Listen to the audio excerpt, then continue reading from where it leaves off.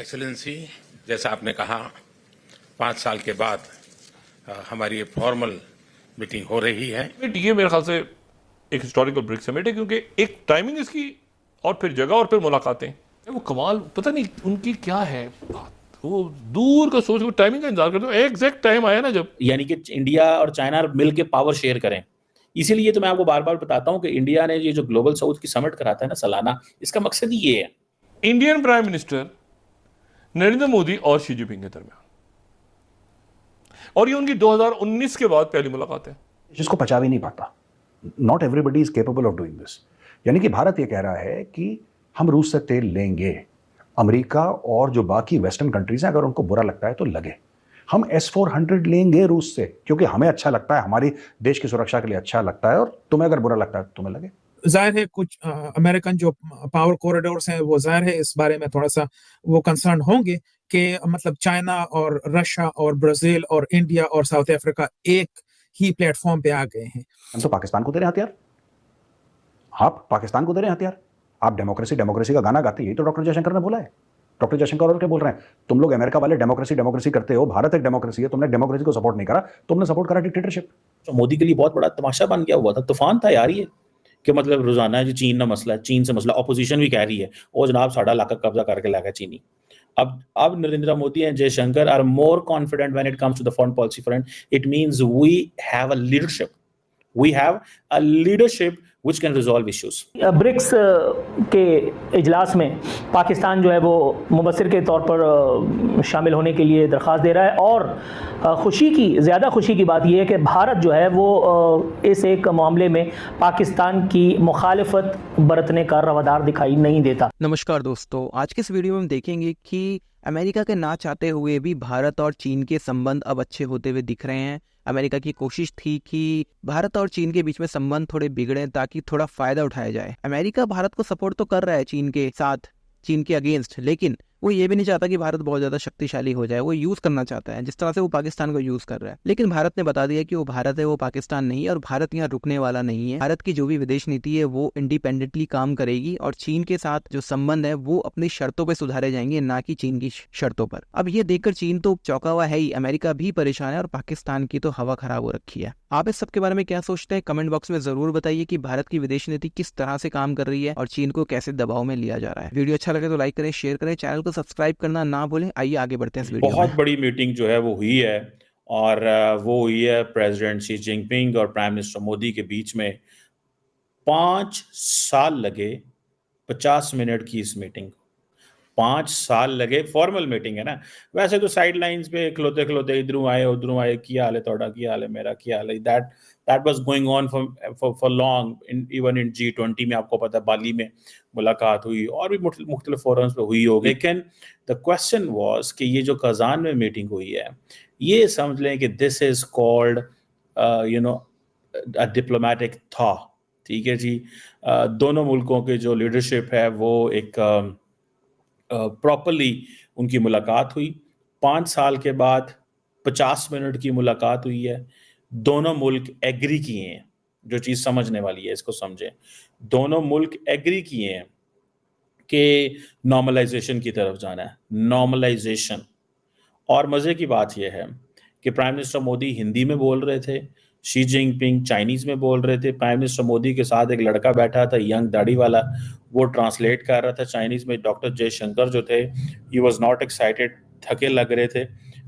जो दोवल साहब बैठे हुए थे वो ट्रांसलेटर की उस तरफ, वो थोड़े एक्साइटेड नज़र, या वो भी उस तरह एक्साइटेड नहीं थे, लेकिन he was very anxious and like उनके चेहरे पे हल्की हल्की इधर हंसी निकलती थी उनकी। दोनों मुल्कों ने क्या कहा है कि जनाब हमारे बगैर अमन जो है वो नहीं हो सकता।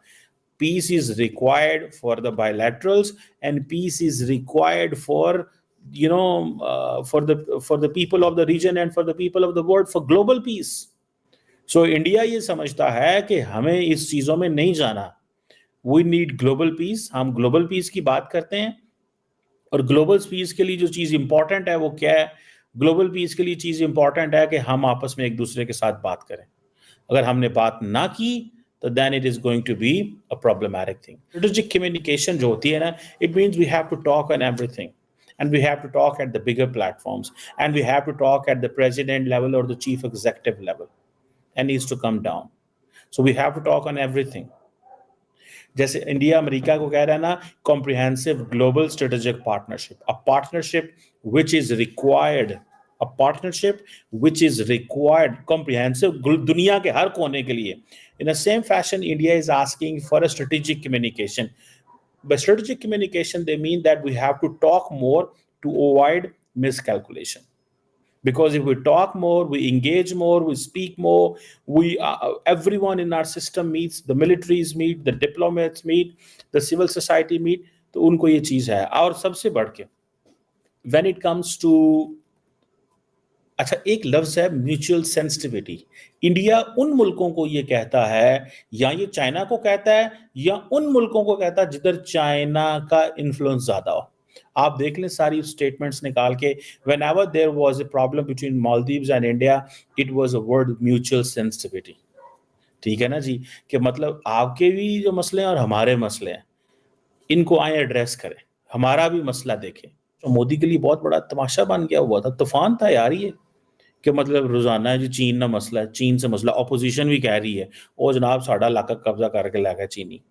अब Narendra Modi and Jaishankar are more confident when it comes to the foreign policy front. It means we have a leadership, which can resolve issues. एक तो डिसएंगेजमेंट हो गई, प्राइम मिनिस्टर मोदी के कार्यकाल बढ़ गया, ठीक है जी. और दूसरा ये है कि नरेंद्र मोदी ने कहा है कि हर चीज़ का एक साइकिल है, वो चीज़ें ख़राब हों तब भी वेट करना पड़ता है, इंतज़ार करना पड़ता है, ऐसी चीज़ें नहीं होती. ये जो ब्रिक्स हुई, उसमें ब्रिक्स के अंदर भी प्रेसिडेंट शी भी मौजूद थे और प्राइम मिनिस्टर नरेंद्र मोदी भी. तो उसमें कहा जा रहा था कि ये जो हैं अब राइवल्स इकट्ठे हो गए हैं और पुतिन ने इनको भी यहाँ पर भी मिला दिया है. उसमें कहा जा रहा था कि पाकिस्तान को भी बुलाया जाएगा, पाकिस्तान को तो कोई इनवाइट ही नहीं किया गया. और कितने कंट्रीज और भी जो हैं वो ब्रिक्स में शामिल हुए. और ब्रिक्स में ये भी कहा जा रहा है कि अब ये एक वेस्ट के खिलाफ जो है वो एक अलायंस के तौर पर जो है वो सामने आ रहा है. जाहिर है कुछ अमेरिकन जो पावर कॉरिडोर्स हैं वो जाहिर है इस बारे में थोड़ा सा वो कंसर्न होंगे कि मतलब चाइना और रशिया और ब्राजील और इंडिया और साउथ अफ्रीका एक ही प्लेटफॉर्म पे आ गए हैं. तो जाहिर है उनके लिए थोड़ी सी कंसर्न की बात होगी. पाकिस्तान की बात है, पाकिस्तान को मेरे ख्याल में अगर शामिल कर भी लें तो इससे पाकिस्तान को कोई ज्यादा फर्क नहीं पड़ेगा ऑनेस्टली स्पीकिंग, क्योंकि जब तक पाकिस्तान अपने जो इंटरनल मामलात हैं उसको तय कर नहीं सॉर्ट आउट नहीं करेंगे तो जाहिर है उसके किसी भी अलायंस में शामिल होने या न होने से उसको कोई खास फायदा नहीं होगा. इवन अगर चाइना चाहे कि वो पाकिस्तान को शामिल कर लें, लेट्स से कि वो चाहे कि वो पाकिस्तान को शामिल कर लें, तब भी पाकिस्तान को उससे कोई खास फायदा नहीं होगा. अभी आप खुद देख लें कि पिछले कई महीनों से जो है वो पूरे का पूरा पाकिस्तानी जो सिस्टम है वो एक ही न्यूज के पीछे लगा हुआ है और कुछ भी नहीं है. मतलब डेमोक्रेसी इज कंप्लीटली डेड इन पाकिस्तान. तो और कुछ भी नहीं हो रहा है बेसिकली वहां पे. एक ही लगे हुए थे कि कोई तरमीम हो रही थी, आई डोंट नो कि क्या, I don't even follow it actually. इतना बोरिंग हो गया है. तो हर एक जो है वो बस एक ही पीछे लगा हुआ है. कोई आईनी तरमीम थी या कुछ इस तरह से जजेस के बारे में कुछ था.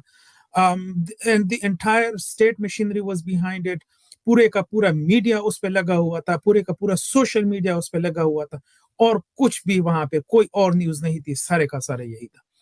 तो इससे आपको प्रायोरिटीज का अंदाजा हो जाता है कि इंडियन प्रायोरिटीज क्या हैं, चाइनीज प्रायोरिटीज क्या है, रशिया के प्रायोरिटीज क्या हैं, इवन यूएई के प्रायोरिटीज क्या हैं.